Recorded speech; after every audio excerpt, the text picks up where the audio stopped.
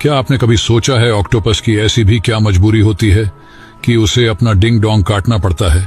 इसका कारण है मेल ऑक्टोपस के शरीर का आकार फीमेल ऑक्टोपस से छोटा होता है, इसलिए अक्सर फीमेल ऑक्टोपस मीटिंग के बाद मेल ऑक्टोपस को जिंदा ही खा जाती है। और इन खतरनाक फीमेल से बचने के लिए मेल ऑक्टोपस हेक्टोकोटेलस यानी जो डिंग डोंग की तरह काम करता है उसे काटकर फीमेल ऑक्टोपस की तरफ फेंक देता है, ताकि जो फीमेल को करना है वो खुद ही कर ले और मेल ऑक्टोपस दूर से ही। ये कुछ साइंस के जादू करके आप किसी को भी चौंका सकते हैं, और लास्ट वाला तो देख के आप खुद भी चौंक जाएंगे। पहला, 2 पेंसिल्स को नमक वाले पानी में डालकर उसके ऊपर बैटरी रख देनी है, और अब आप पानी से हाइड्रोजन और ऑक्सीजन को अलग होते हुए देख सकते हैं। दूसरा, पानी के एक बोतल को 2 घंटे के लिए फ्रिज में रख दें और फिर उसे धीरे से बाहर निकालकर जैसे ही आप बोतल को दबाव के साथ नीचे रखेंगे तो बोतल का पानी तुरंत ही बर्फ में बदल जाएगा। तीसरा, एक पेपर लेकर उस पर कुछ इस प्रकार से फेविकोल लगा देना है, फिर उसमें एक पेंसिल रखकर पेपर को रोल कर देना है। फिर थोड़ी देर बाद उस पेंसिल को बाहर निकालकर उस पेपर को इस प्रकार से किसी प्लकर में लगाकर ऐसे रख देना है,